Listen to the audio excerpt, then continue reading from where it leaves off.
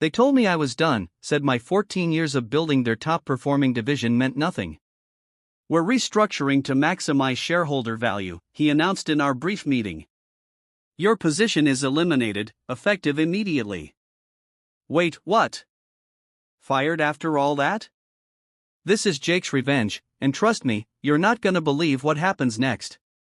My name is Clayton Riek. For 14 years, I built the Eastern Division of Northrise Apparel from nothing into their top-performing unit. Not with flashy presentations or corporate buzzwords. With trust, consistency, and honest work. I handled our key accounts personally, knew their concerns, their families, their quirks. I'd built relationships that brought in $4.2 million in annual contracts. The new CEO, Brandon, had been with us exactly 8 weeks. Harvard Business School, buzzed haircut, custom suits. He'd never once asked me about our client relationships. Never asked how we'd grown 18% year over year while other divisions flatlined. Never wondered why Suncoast Financial and Vector Properties, our two biggest accounts, specifically requested me on quarterly calls. But hold on, here's where it gets wild. On Jake's revenge, we're diving into how this backfired on them in ways they never saw coming. When security walked me to my office to pack my things, I noticed Alicia from HR couldn't meet my eyes. She'd been there 15 years, longer than me. The CFO, Thomas, walked past, then doubled back. Clayton, he started, but stopped himself. He just patted my shoulder awkwardly and continued down the hall. I packed quietly. Family photos. The fishing trophy the Vector Properties team gave me after our company retreat. The handwritten note from Diane at Suncoast thanking me for rushing their order when her boss was in a bind. 14 years fitting into a single cardboard box. I nodded respectfully to security. Walked to my car without drama or threats. In my rearview mirror, I watched the glass tower shrink as I pulled away. For the first time in 14 years, I didn't feel the weight of 30 employees and millions in contracts on my shoulders. That should have felt liberating. Instead, it felt wrong. I started at Northrise when they were still operating out of a warehouse in Charlotte. Back then, we were just trying to break into corporate uniform contracts with regional banks and healthcare companies. Eastern Division was hemorrhaging money when they brought me in. I had 9 employees and a mandate to fix it or we close it. Over those first 3 years, I personally drove to every prospect within 100 miles. I learned about their pain points with their current suppliers. Late deliveries, poor quality control, inconsistent sizing. I fixed all of that.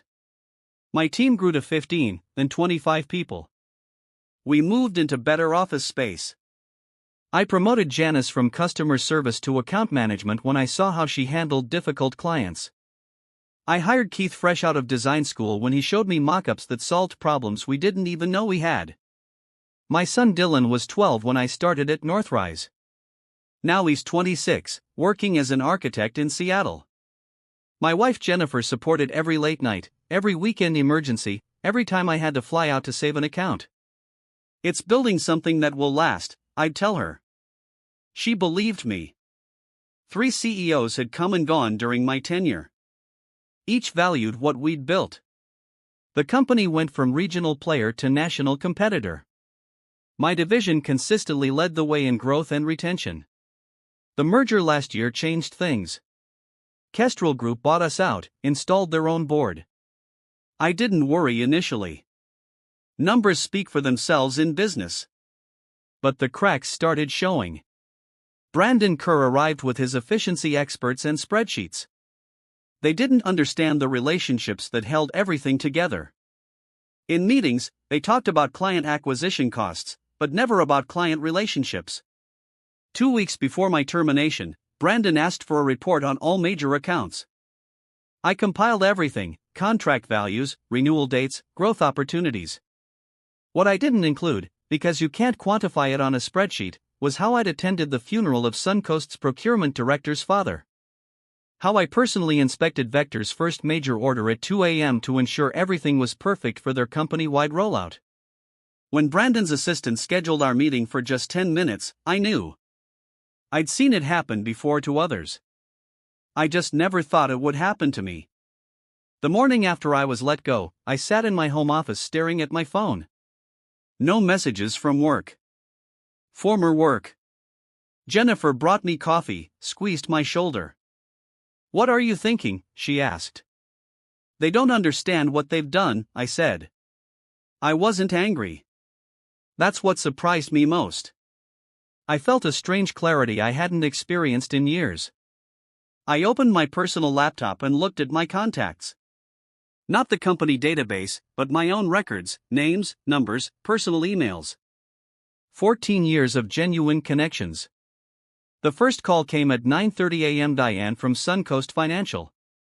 "Clayton, we just got a mass email about organizational changes at Northrise. Please tell me you're not affected." I took a slow breath. I was let go yesterday. The silence spoke volumes. "Who's taking over the accounts?" she asked finally. They didn't say. "I assume one of Brandon's new team members." Another pause. "We've got our contract renewal in 6 weeks." "I know, Clayton. I need to be frank. The board only approved staying with Northrise last time because of you. The pricing was higher than competitors, but you always delivered, always fixed problems before they became problems." I didn't respond immediately. In the background, I could hear her tapping her pen against her desk, a habit she had when making difficult decisions. "I need to talk to my team," she said finally. "Can I call you back on this number?" "Of course." After hanging up, I walked downstairs and sat at our kitchen table. Jennifer was preparing lunch. "You okay?" she asked. I nodded. "I think I will be." My phone buzzed with a text from Keith, my design lead at Northrise. "Brandon called emergency meeting, asked about client contact info for your accounts. No one's giving him straight answers. What's happening?" I set the phone down without replying. Later that afternoon, Harold from Vector Properties called. Then Michael from Eastern Bank. Then Stephanie from Bright Healthcare Systems. The conversations all followed the same pattern. Shock at my departure, concerns about the future, questions about their contracts. I was honest with each of them. I didn't badmouth Northrise or Brandon. I simply answered their questions. Yes, I had been terminated.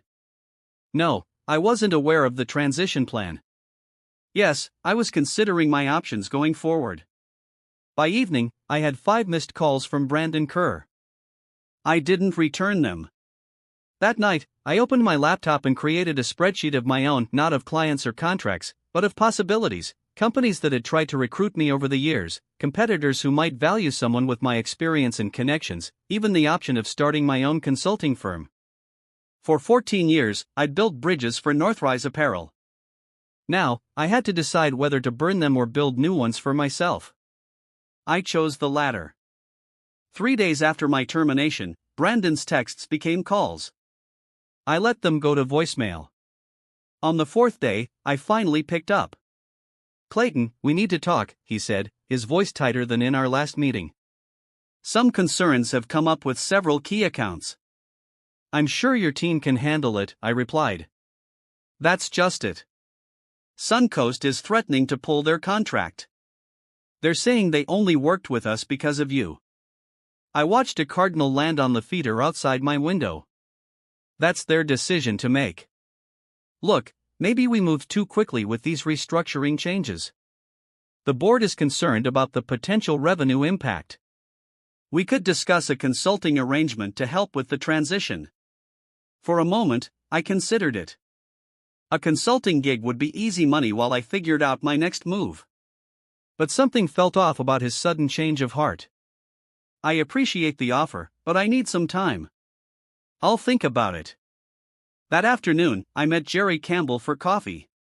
He'd been Northrise's CFO before the merger and had also been pushed out. He still had friends at corporate. "Brandon's in full panic mode," Jerry said, stirring his coffee. Apparently, Suncoast and Vector both sent formal letters indicating they won't renew their contracts. Did they say why? Loss of key relationship personnel, leadership instability, pretty much corporate speak for "we only trusted Clayton." I nodded, feeling a strange mix of validation and concern for my former team.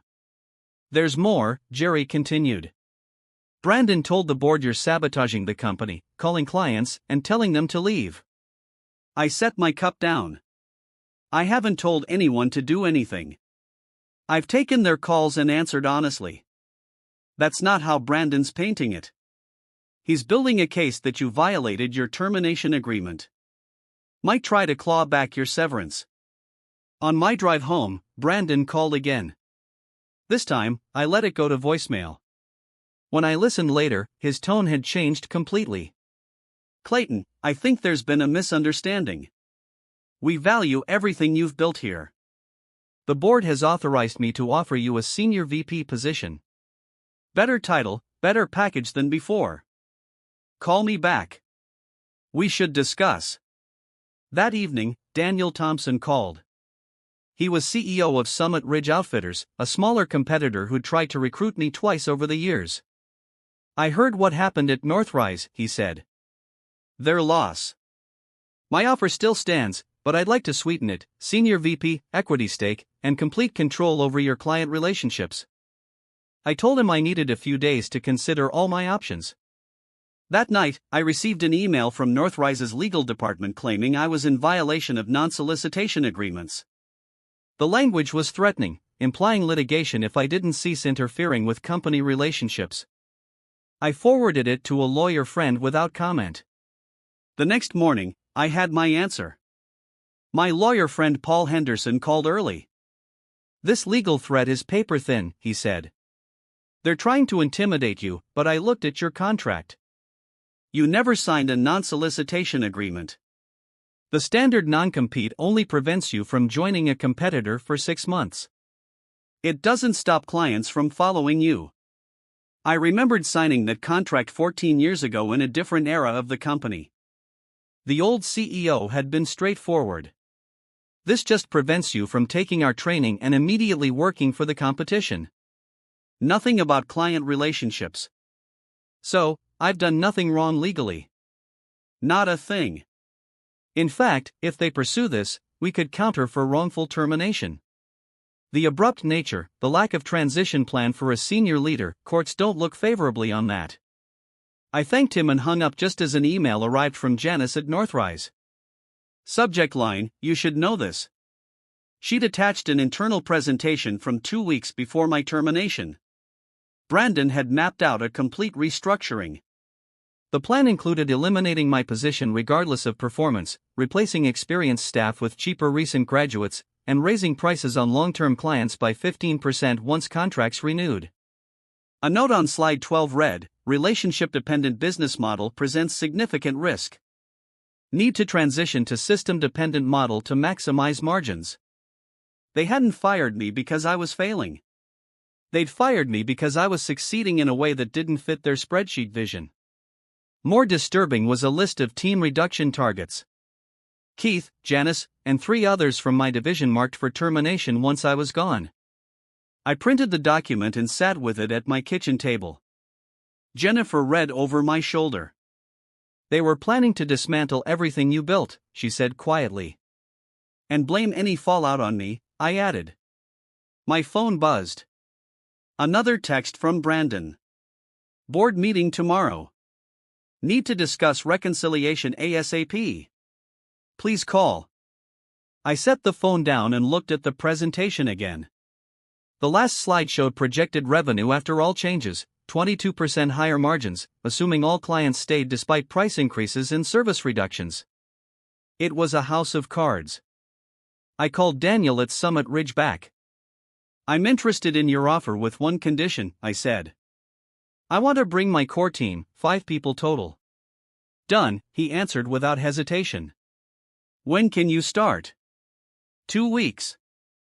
And I'll need official offer letters for all of us today. That evening, I called Keith, then Janice, then the others. I explained everything: the termination, the restructuring plan, their names on the cut list. I told them about Summit Ridge's offer. All 5 said yes immediately. I slept better that night than I had since the termination. I didn't return Brandon's calls or emails. Instead, I scheduled meetings with our top clients, not to poach them, but to check in as a friend. I met Diane from Suncoast for lunch near her office. "We're not renewing with Northrise," she said before even ordering. "The question is where we go next." "I can't solicit your business right now," I explained. "Legally, I need to be careful." She smiled. "I understand. But hypothetically, if you were working somewhere that offered similar services, we'd be very interested in following you." By week's end, I'd had similar conversations with all 5 major clients. None had received calls from Brandon or anyone else at Northrise attempting to salvage the relationships. Meanwhile, Summit Ridge sent formal offer letters to my team. One by one, they submitted their resignations at Northrise. The following Monday, Brandon showed up at my house unannounced. I was in the garage working on my old Chevy when he pulled into the driveway in his Mercedes. "We need to talk, Clayton," he said, anxiety clear on his face. "This has gone too far. The board is breathing down my neck. Key team members resigning, clients threatening to leave." "Sounds challenging," I replied, wiping my hands on a rag. "Unfortunately, I've accepted a position elsewhere." His face flushed. "You're joining a competitor. That violates your non-compete." "Summit Ridge isn't on the restricted list in my contract." Paul Henderson confirmed it yesterday. "You're talking to lawyers now? Clayton, be reasonable. Whatever they're offering, we'll beat it." I closed the hood of my truck. "It's not about the money, Brandon. It never was." "Then what do you want? Name it." I looked at him directly for the first time. I wanted respect for 14 years of building something valuable. I wanted a conversation, not a 10-minute dismissal. I wanted my team protected, not targeted for elimination to pad some spreadsheet. His expression changed as he realized I knew about the restructuring plan. "That was just a draft, a scenario planning exercise. Goodbye, Brandon." I walked past him toward my house. "The board will fight this," he called after me. "We'll sue you, Summit Ridge, everyone involved." I turned back one last time. "You can try, but before you do, ask yourself what will cost shareholders more, letting me walk away quietly or a public legal battle explaining why all your major clients and top talent left simultaneously." He had no answer for that. A week later, I started at Summit Ridge. 2 weeks after that, my non-compete period ended. Within a month, 4 of our 5 major clients from Northrise had signed new contracts with Summit Ridge, specifically requesting me as their account manager. I never called anyone else at Northrise. I never spoke badly about the company in public. I didn't have to. 6 months after I joined Summit Ridge, I was reviewing quarterly numbers in my new office when Daniel knocked on my door. "You might want to see this," he said, placing his tablet in front of me. It was a financial news article about Northrise Apparel. The headline read, "CEO Brandon Kerr steps down amid financial shortfall." The article detailed how Northrise had missed quarterly projections by 18%. The Eastern Division, my former territory, had seen nearly 40% of its business evaporate. The board had accepted Brandon's resignation, effective immediately. I handed the tablet back without comment. "You don't seem surprised," Daniel noted. "Hard to build relationships on spreadsheets," I replied. That afternoon, I received a LinkedIn message from Thomas, Northrise's CFO. "The board is meeting tomorrow to discuss recovery strategies. Your name came up. Would you consider a conversation?" I didn't respond. Instead, I finalized our quarterly presentation for Suncoast Financial. Our team had delivered their new corporate uniforms 2 weeks early. The feedback had been overwhelmingly positive. Diane had already introduced us to 2 other potential clients in their network. The next day, Jerry Campbell called. "Thought you'd want to know. Kestrel Group is trying to sell off Northrise. The stock's down 22% since you left. Who's buying?" "That's the thing. No takers yet. Word is they're trying to reach out to you through back channels. The board thinks you're the only one who can stabilize the client relationships." I thanked Jerry for the information and went back to work. Later, I took my team out for lunch to celebrate our first 2 quarters of consecutive growth. Keith showed sketches for a new product line. Janice shared updates on client feedback. We discussed Summit Ridge's expansion plans. No one mentioned Northrise. That evening, I received a direct email from Eleanor Barnes, Northrise's board chair. Clayton, the situation has become untenable. We made a grave error in judgment. Would you consider returning as CEO? Complete autonomy, significant equity stake, board seat. Name your terms. I closed my laptop without replying. The next morning, I called a meeting with my team at Summit Ridge. I'd been approached about returning to Northrise, I said plainly. I wanted you all to hear it from me first. I'm declining the offer. Keith nodded. Figured they'd try eventually. Janice smiled. Too little, too late. Exactly, I said. We're building something better here. That afternoon, I sent a brief email to Eleanor. I appreciate the offer, but I must decline. I'm committed to my current position. I wish Northrise the best going forward. 3 days later, the news broke. Summit Ridge Outfitters had acquired Northrise Apparel's Eastern Division in a strategic asset purchase. The press release highlighted the move as reuniting key talent with established client relationships. Daniel had negotiated the deal quietly, paying pennies on the dollar for what had once been Northrise's crown jewel. The board had no choice. It was either sell to us or watch it collapse entirely. I never had to strike back directly. The market did it for me. 1 year after my termination from Northrise, I drove past their former Eastern Division office. The Summit Ridge logo now hung where the Northrise sign had once been. The building looked the same, but everything inside had changed. We'd rehired some of the staff who'd been let go during Brandon's brief tenure. We'd recovered 3 more client relationships that had deteriorated after my departure. The division now generated more revenue under Summit Ridge than it ever had under Northrise. I parked across the street and watched employees leaving for the day. Familiar faces mixed with new ones. They looked happy, engaged, purposeful. When I got home, Jennifer was in the kitchen making dinner. I drove by the old office today, I told her. She studied my expression. Nostalgia or closure? Closure, I think, I replied. Did you know it's been exactly 1 year? She nodded. I remembered. That's why I made your favorite tonight. Over dinner, Dylan called from Seattle to share news about a major project his architecture firm had landed. How's the new job going, Dad? He asked. Good. Building something that will last, I replied. The same words I'd used for 14 years at Northrise. But this time, I knew it was true. Later that evening, I received a text from Jerry Campbell. Northrise's remaining divisions just got acquired by Gravora Group. Clean sweep, nothing left of the original company.